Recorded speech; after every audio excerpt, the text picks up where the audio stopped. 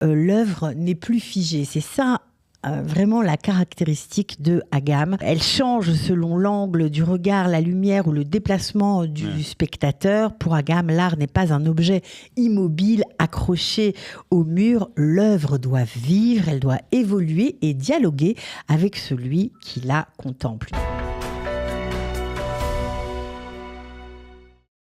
Si vous êtes déjà promené à Tel Aviv, à Jérusalem, à New York ou même à Paris, vous avez sans doute croisé l'une de ses œuvres sans même le savoir.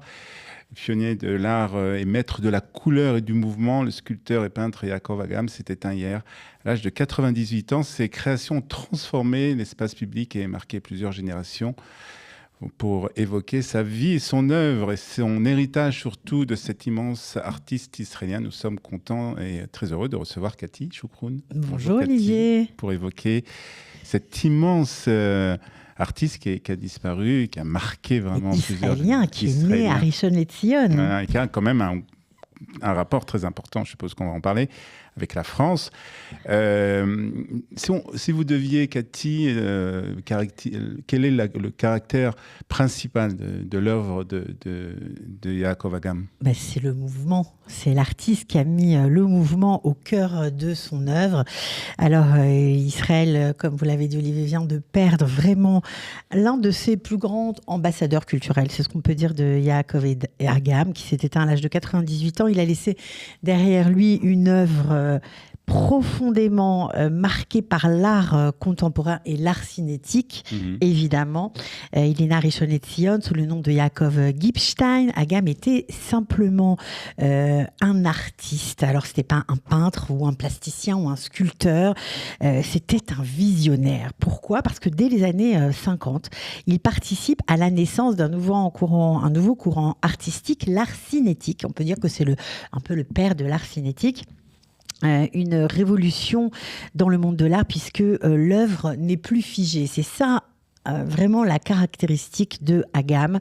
L'œuvre n'est plus figée. Pour lui, évidemment, elle change selon l'angle du regard, la lumière ou le déplacement du spectateur. Pour Agam, l'art n'est pas un objet immobile accroché au mur. L'œuvre doit vivre, elle doit évoluer et dialoguer avec celui qui la contemple. Une conception audacieuse qui lui a ouvert rapidement, on va dire, les portes des plus grands musées du monde. Je pense au MoMA ou au Guggenheim à New York ou les plus prestigieuses biennales.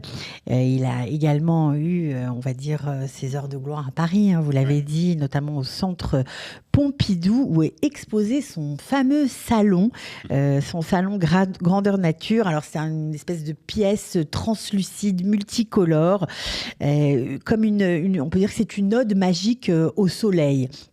Parce que dans cette œuvre-là, on voit tous les cycles, les moments où le soleil se couche, se lève et se reflète donc, dans ce salon incroyable. Donc c'est un salon qui a été commandé par Georges Pompidou, qui a été démonté en 1974 par Valéry Giscard d'Estaing, puis on va dire récupéré par Jacques Chirac à la mairie de Paris. Enfin bref, ils étaient tous fiers de montrer ce salon. Et c'est une œuvre qui a même charmé, on le dit, la reine Elisabeth. Qui est en visite à l'Élysée et qui l'œuvre n'était pas encore achevée parce que ça a pris des années, c'était un très gros chantier. Elle était complètement, paraît-il, ce qu'on dit, éblouie. Voilà, mais au-delà de la reconnaissance internationale, institutionnelle, Yaakov Agam a aussi laissé son empreinte dans l'espace public, vous l'avez dit. Olivier, qui ne se rappelle pas de cette fontaine multicolore place Dizengoff avec du feu, de l'eau, etc. C'était vraiment... On attendait l'heure pile parce que c'était tous les heures pile qu'il y avait la musique qui commençait et on attendait pour voir ce spectacle. C'était un spectacle. C'était un spectacle, tout à fait. Et ça franchement, c'est un des symboles de la ville. À Paris aussi, il y a une fontaine de Yaakov Agam à la Défense qui continue d'attirer près d'un demi-siècle siècle après son inauguration, de nombreuses Puis l'hôtel d'Anne aussi, personnes. Sur la taillelette, sur la promenade de Tel Aviv. Exactement. Alors en fait, on l'a dit, mais je vais le répéter parce que ce ne sont pas des œuvres d'art à regarder, mais ce sont plutôt, on va dire, des expériences à vivre. C'est ce qu'il voulait. Des expériences oculaires, pratiquement. Des expériences sensorielles, moi je dirais. Alors il est bien sûr profondément attaché à ses racines juives, parce que pour ceux qui ne le savent pas, c'est aussi un fils de rabbin, voilà. Et oui, il est fils de rabbin. D'ailleurs, son œuvre est pétrie de références au judaïsme. Il a fréquenté dans sa jeunesse à Paris, pendant ses années de galère, les plus grands. Je pense à Brancusi, Marc Chagall, André Breton. Mais pour lui, leur art manquait de mouvement. D'ailleurs, déjà à cette époque-là, il avait ça en tête. Alors, ce qu'on peut dire aussi, c'est qu'il a fallu attendre longtemps pour Agam pour être récompensé par le prix le plus prestigieux de l'État d'Israël. C'est le prix d'Israël. Exactement. C'est la distinction culturelle la plus haute du pays.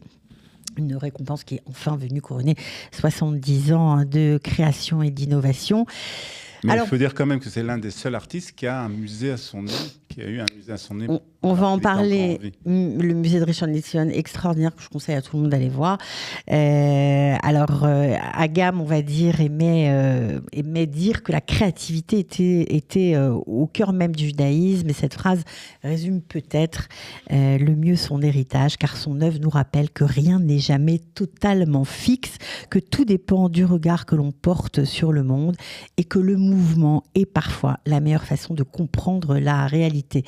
Avec la disparition de Yaakov Agam, Israël perd un artiste exceptionnel, mais son message, lui, continue de vivre, car il faut apprendre à regarder autrement, penser autrement, ne jamais cesser de créer. Et si pour le Petit Prince, on ne voit bien qu'avec le cœur, pour Agam, regarder avec ses yeux, c'est regarder avec son âme tout entière.